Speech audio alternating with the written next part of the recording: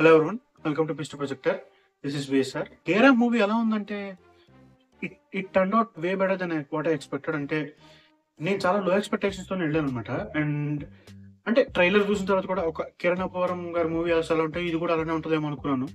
కొంచెం ఆ జోన్ లో ఉంటుంది అనుకున్నాను. అండ్ అలానే ఉంది. బట్ అనుకున్నంత లెవెల్లో లేదు. కొంచెం బెటర్ బెటర్ జోక్స్ కొన్ని ఉన్నాయి. అఫ్ కోర్స్ ఆ, ఒకటి ఇది అడ్రస్ చేద్దాం అనుకుంటుంది. వాళ్ళు మీమ్స్ పాపులర్ మీమ్స్ అన్ని కలిపి పురాతన కాలం మీమ్స్ దగ్గర నుంచి ఇప్పటి వరకు పాపులర్ అయిన మీమ్స్ అన్నిటి వాడేశారు సినిమాలో. కొన్ని పేలినాయి, కొన్ని వర్కౌట్ అయినాయి. బట్ చాలా వరకు అయితే వర్కౌట్ అవ్వలేదు.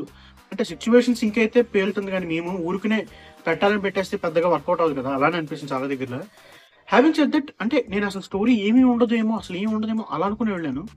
And I was pleasantly surprised. అంటే కొంచెం బాగా అనిపించింది నాకు. వాళ్ళు తీసుకున్న థీమ్ కూడా బాగానే అనిపిస్తుంది.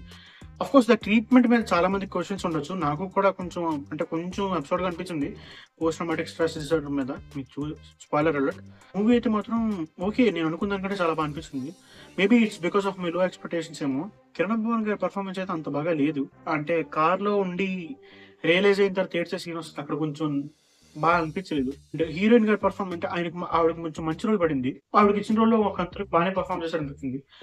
కామెడీ గ్యాగ్స్ కొన్ని వర్కౌట్ అయినాయి, కొన్ని వర్కౌట్ అవ్వలేదు. చాలానే ఉంటాయి సినిమాలు. బట్ మేజర్లీ ఆయన కరణ్ అపూరం గారివి చాలా వరకు కొన్ని డైలాగ్స్ పేలి, చాలా వరకు కాలకుండా కొన్ని పేర్లు మాత్రం బాగా పేలి అలా అనిపించింది. నాకు పర్సనల్ చెప్తున్నాను. సో మీకు ఎలా అనిపిస్తుందో మీరు ఖచ్చితంగా కామెంట్స్ చెప్పండి.